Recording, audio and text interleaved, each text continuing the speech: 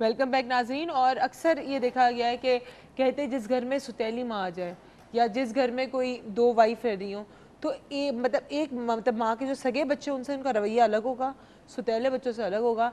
अब एक ममता तो एक चीज़ से आपके अपने बच्चे पैदा हुए तो आपने ममता को तो एक्सपीरियंस किया, तो क्या ये ममता सिर्फ अपने हद तक होती है कि एक माँ जो होती है वो ममता से हर किसी को फैला सकती है? देखो, एक अजीब गरीब सवाल है और इस जवाब को समझना और जज्बात में मत आना।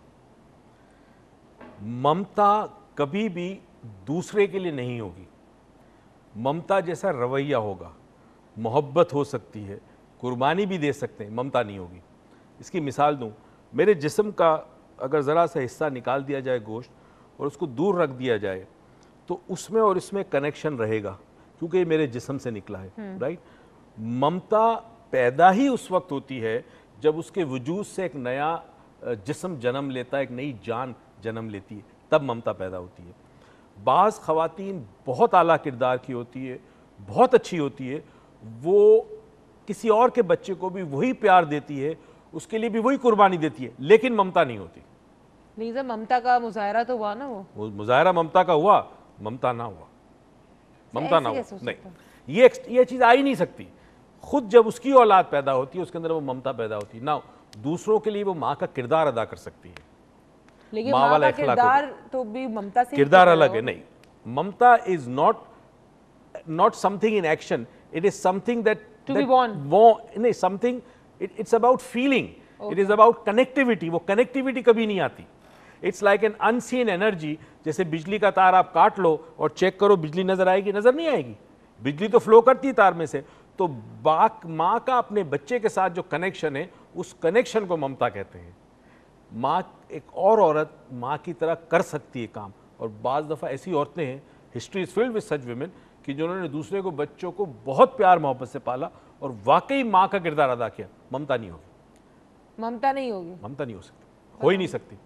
सॉरी, मैंने कहा था जज्बात में मत आना। नहीं मतलब इफ आई सी उमर, मेरी जो नहीं, ममता नहीं है, ममता नहीं है, ममता नहीं होगी। प्यार होगा, मोहब्बत होगी, उसके लिए सब कुर्बान कर दोगे, ममता नहीं होगी।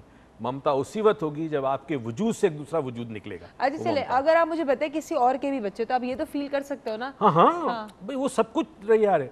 मैंने कल क्या बताया था, औलाद माँ के वजूद का एक्सटेंशन है, इसलिए समझो, बाकी सब चीजें हो सकती है। चलो, मैं भय से तो औरत शायद मैं थोड़ी वो हो रही हूँ, तो जज्बाती हो रही है शायद मैं थोड़ी जज्बाती हो रही हूँ। अच्छा, वो स्टेप मदर वाला सवाल पूछ रहा था। तो स्टेप मदर वाला था ना, कि उनका रवैया क्यों अलग है, मैंने वही तो सवाल पूछा आपसे अभी।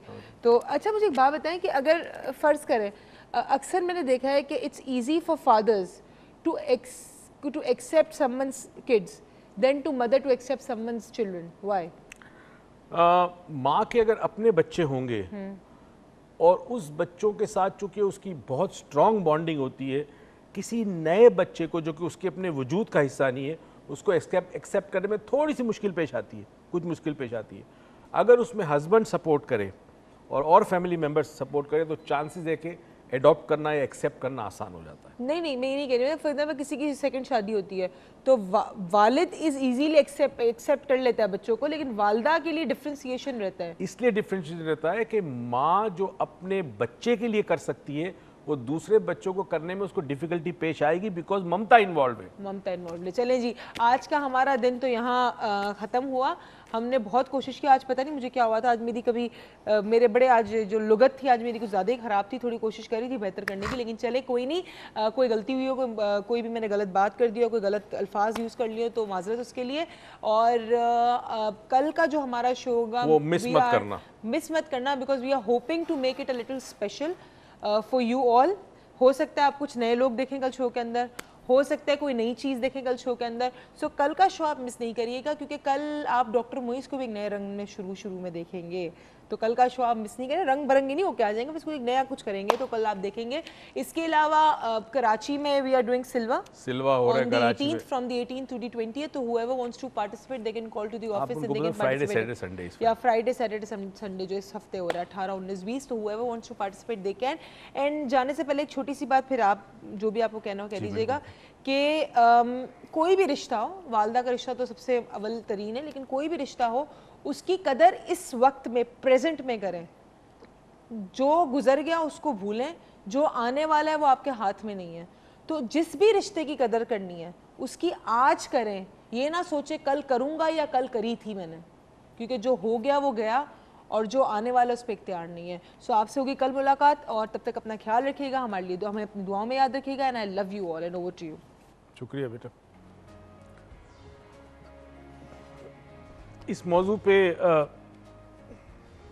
बात करते हुए जज्बात जो है वो बेकाबू हो जाते हैं। रिश्ता ही औलाद का माँ बाप के साथ ऐसा होता है। जब हम अपनी वालदा के लिए अपने अंदर अपने वजूद में इतना कुछ महसूस करते हैं तो उनके वजूद में हमारे लिए कितना ज़्यादा होगा। हमारे अंदर तो शायद समंदर के कतरे के बराबर जज्बात हों, मगर माँ के अंदर तो पूरा एक समंदर मौजूद है। मैं आज एक छोटी सी स्टोरी सुनाना चाहता हूँ, और इस स्टोरी का मकसद ये है कि अगर स्टोरी समझ लें आप लोग, तो आप में से जिन लोगों को समझ में आ गई है वो इस प्रोग्राम के बाद उठकर फ़ौरन अमल करें, या आज नहीं कर सकते तो कल करें, मगर अमल उस तरह करें जिस तरह स्टोरी में बताया जा रहा है। एक बच्ची थी, वो एक फूल वाले की दुकान के बाहर बैठी थी, उसकी आंखों में आंसू थे। एक शख्स वहां जाता है, पढ़ा लिखा मिडिल एज का शख्स, फूल लेने के लिए, क्योंकि उसकी माँ को उसने फूल भेजने हैं जो 200 मील दूर उस जगह से रहती है, और वो उसकी ख्वाहिश है कि ये फूल लेकर मैं पोस्ट ऑफिस में दे दूं या कुरियर सर्विस को दे दूं, ताकि कल मेरी माँ को डिलीवर हो जाए, तो मेरी माँ को जब फूल मिलेंगे तो उसको खुशी होगी। शायद उसकी माँ की सालगिरह थी, या वो अपनी वालदा को मिस कर रहा था। 1 साल हो गया था, वो अपनी वालदा से मिला नहीं था, तो इसलिए वो फूल भेजना चाह रहा था। जब वो वहाँ उस बच्ची को देखता है गमगीन और आंखों में आंसू, तो उसके पास जाके पूछता है कि हुआ क्या तुझे, तो क्यों गमगीन है? उसने कहा मुझे अपनी माँ के लिए एक फूल लेना है, उस फूल की कीमत $1 है और मेरे पास 75 सेंट है, 25 सेंट कम है, तो मुझे वो एक फूल नहीं मिल सकता। ये शख्स अपनी माँ के लिए बहुत बड़ा बुके बना रहा है जो कई $100 का था। उसने कहा चलो मैं दिलाता हूँ। लड़की की बच्ची की उंगली पकड़ के वो अंदर ले गया उसको दुकान में। उसने 25 सेंट अपनी तरफ से दिए, फूल बच्ची ने लिया, बच्ची ने बड़ा शुक्रिया अदा किया। तो उस शख्स ने पूछा कि बेटा कहाँ जा रही हो? कहते हैं अपनी माँ को फूल देने। तो कहता है चलो मैं तुम्हें छोड़ दूँ रास्ते में। उसने कहा आपकी बहुत बहुत मेहरबानी। फिर उसको अपनी गाड़ी में बिठाता है, रास्ता बताती है। वो जहाँ गाड़ी रुकती है वो एक कब्रिस्तान होता है। ये गाड़ी में बैठा बैठे देख रहा है कि ये बच्ची गाड़ी में से उतरकर एक फूल लेकर अपनी माँ की कब्र पे गई। उसने वहाँ वो फूल रखा और कुछ देर बैठी रही, फिर वापस आई। तो उसने कहा चलो मैं तुम्हें घर छोड़ दूँ। इसने उस बच्ची को घर छोड़ दिया। उसी वक्त उसने अपनी ऑफिस फ़ोन किया और कहा कि कल मैं ऑफिस नहीं आऊँगा क्योंकि मैं फूल लेकर अपनी माँ के पास 200 मील दूर मिलने जा रहा हूँ।